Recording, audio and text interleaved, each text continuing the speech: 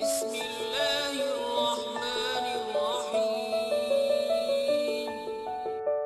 अल्लाह के नाम से जो बड़ा मेहरबान निहायत रहम वाला है। Hello everyone, welcome back to my channel. In this particular session, we'll be talking about system approach to HRM. So, HRM एक ऐसा सब्जेक्ट है जिसको हम ह्यूमन रिसोर्स मैनेजमेंट कहते हैं, जो थ्योरेटिकली तो शायद पढ़ना बहुत आसान है, but if you look at into practical perspective, इसको प्रैक्टिकली देखने जाएंगे तो आपको ये लगेगा कि the subject is really challenging and it's really difficult to apply which we have learn theoretically. अगर आप इसको एप्लीकेशन की पर्सपेक्टिव से देखेंगे तो it's really a tough subject. Let us begin with what this system approach of HRM is all about. So first of all, let's talk about what is a system. System होता क्या है? तो an interrelated set of elements with function together is called as a system. हमने बहुत तरह के systems देखे हुए हैं, हमने बहुत तरह की machines देखी हुई है जिसमें कि different types of different components लगे हुए होते हैं.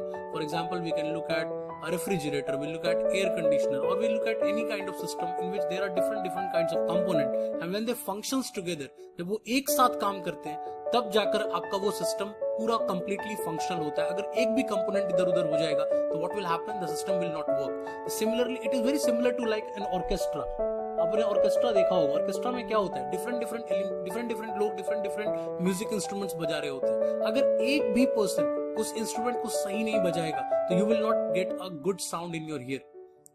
So it is very important that a system should work like an orchestra. In an organization, अगर हम एक organization को देख रहे हैं, एक large organization को देख रहे हैं, तो वहां पर क्या होगा कि HRM जो है वो उसका सब सिस्टम बन जाएगा, क्योंकि वहां पर और भी डिफरेंट फंक्शंस कर रहे हैं। For example, there is a marketing, there is finance, there is production, there is a logistics and there are lot of other components which are involved into an organisation. तो जब आप एक organisation के perspective से देख रहे हैं तो वहां HRM क्या है, ह्यूमन रिसोर्स मैनेजमेंट क्या है, इट इज लाइक अ सब सिस्टम, वो सब सिस्टम है।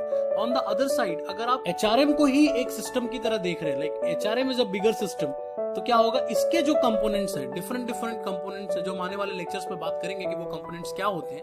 तो अब डिफरेंट लेक्चर्स, अब डिफरेंट कंपोनेंट्स के साथ क्या हो जाएगा, those components will act as elements. तो यहाँ पर अगर एक कंपोनेंट है, लेट अस सपोज सिलेक्शन, एक कंपोनेंट है ट्रेनिंग, एक कंपोनेंट है परफॉर्मेंस अप्रेजल, तो डिफरेंट कंपोनेंट जो है वो एक दूसरे के साथ इंटर कोरिलेटेड होकर परफॉर्म करते हैं and then it becomes like an HRM system. तो कई बार हम एग्जाम्स में या पेपर में या किसी भी तरह का अगर हम थ्योरेटिकल एग्जाम दे रहे हैं तो वहां पर ये क्वेश्चन आ जाता है कि क्या हम HRM को एक सिस्टम की तरह देख सकते हैं, can HRM be treated as a system? तो answer is yes. HRM system is a system which transforms employees into a productive human resource. तो यहाँ पर क्या मतलब है, अब सिस्टम है तो ऑब्वियसली कुछ आउटपुट भी होगा। अगर सिस्टम है तो डेफिनेटली अगर एक सिस्टम एक प्रोसेस को फॉलो करता है तो ऑब्वियसली एक आउटपुट भी होगा। तो आउटपुट क्या होगा कि वो एम्प्लॉइज को लेता है, एम्प्लॉइज को ट्रांसफॉर्म करता है into a productive human resource, उससे प्रोडक्टिविटी निकालता है। That's why it is a system.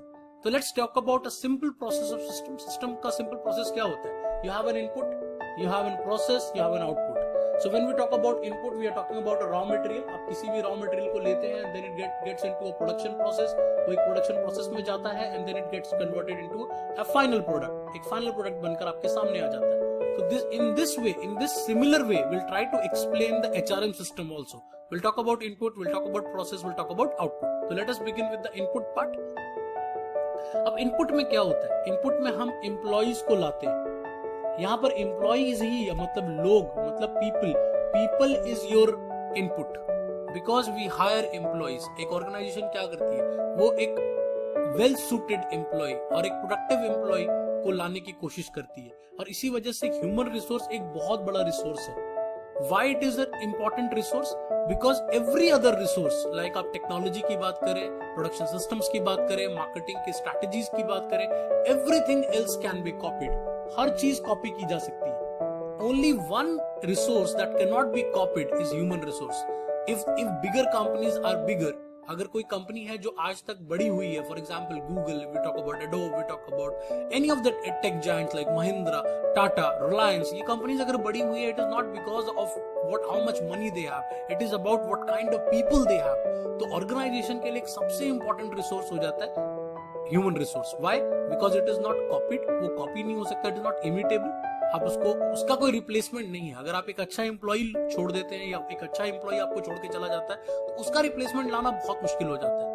On the other side, अगर टेक्नोलॉजी खराब हो जाएगी तो टेक्नोलॉजी अपग्रेड हो जाती है, टेक्नोलॉजी नहीं आ जाती है, that can be possible. Another thing is it gives you a great competitive edge.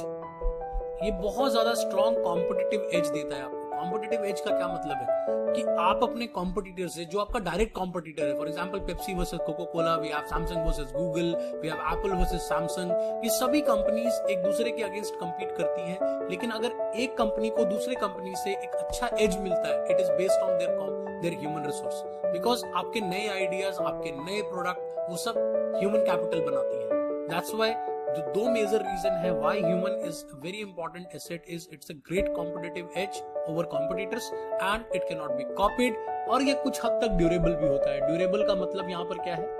Durable का मतलब है कि अगर एक एम्प्लॉय आपके ऑर्गेनाइजेशन से खुश है and if is doing great work and he is getting good opportunities in companies, तो he may last for a longer period of time. हो सकता है कई लोग 20-20 साल, 25-25 साल काम करते हैं किसी ऑर्गेनाइजेशन में। लुक एट जापान में आप जाओगे तो टोयोटा जैसी कंपनीज में लोग पूरी जिंदगी निकाल देते हैं, लाइफ टाइम एम्प्लॉयमेंट सिस्टम चलता है। तो similarly it is very very important that human resource कि हम इनपुट में राइट इनपुट को एंटर करें। मतलब जब भी हम रिक्रूटमेंट करते हैं, हम सिलेक्शन करते हैं, चाहे हम किसी भी प्रोसेस से कर रहे हो, चाहे हम कैंपस रिक्रूटमेंट से कर रहे हो, चाहे हम किसी एम्प्लॉयमेंट एक्सचेंज के थ्रू कर रहे हो, बट हमारे लिए वेरी वेरी इंपॉर्टेंट है कि हम उस पर्टिकुलर राइट कैंडिडेट को चूज करके लाए। We should not make errors. अगर आपने गलती कर दी तो आपने इनपुट ही गलत डाला है। अगर आपने इनपुट ही गलत डाला है then what will happen? The output will never be good. Output कभी भी अच्छा नहीं होगा। अब प्रोसेस में क्या होगा? तो प्रोसेस में we have three kinds of process. We have acquisition, we have development and we have motivation.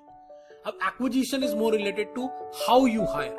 आप कैसे एक्वायर कर रहे हैं। एक्वायर करने का मतलब है आपका रिक्रूटमेंट का मेथड क्या है। Recruitment is all about inviting applications, कि आप एप्लीकेशंस कैसे मंगा रहे हो। ऑन द अदर साइड आपका सिलेक्शन प्रोसेस क्या है, क्या आपने सही प्रोसेस बनाया है। That's also very important. Selection process आपका सही होना बहुत इंपॉर्टेंट है। एंड देन प्लेसमेंट, क्या आपने सही लोगों को सही जगह पे डाला, that's called placement. And then your socialisation. Socialisation का यहाँ पर मतलब क्या होता है कि जब कोई नया एम्प्लॉय आता है तो how do he adapt or how the organization helps him to adapt into an organization.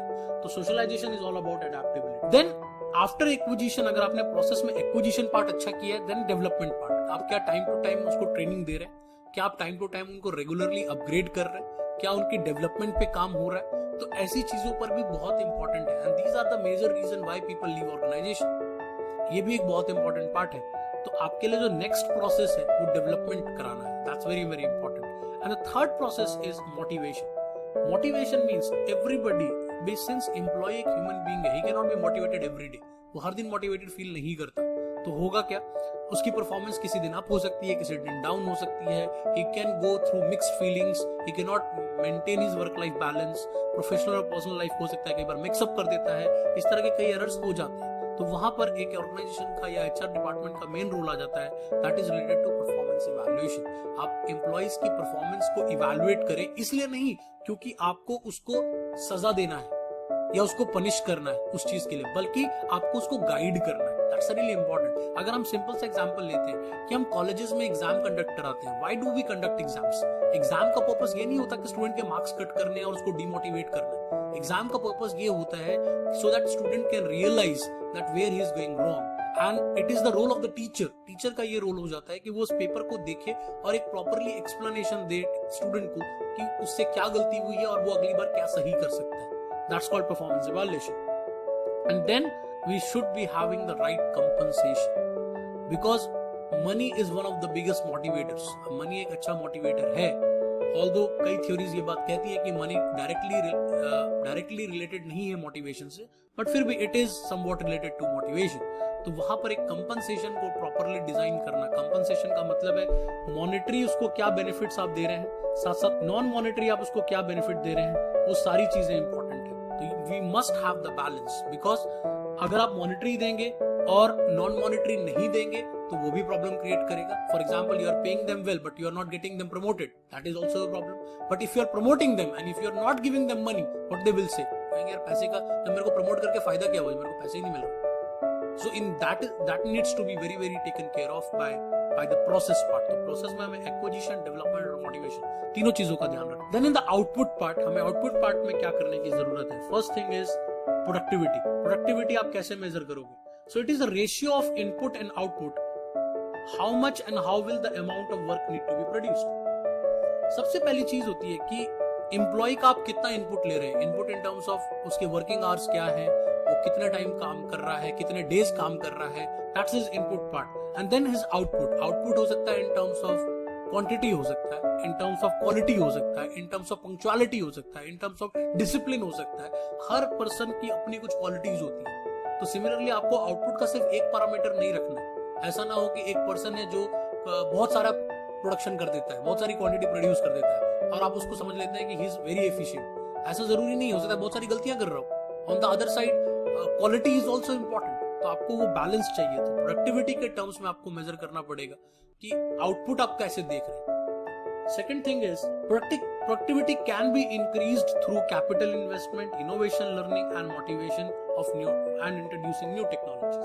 अब प्रोडक्टिविटी को आप कैसे बढ़ा सकते हो? एक तो कैपिटल इन्वेस्टमेंट कर सकते हो. मनी को अगर आप मनी इन्फ्यूज करोगे तो ऑब्वियसली प्रोडक्टिविटी बढ़ जाएगी. You can open up a new plant, you can open up a new product, कुछ भी किया जा सकता है. इनोवेशन आपको करते रहना है इन टर्म्स ऑफ लर्निंग.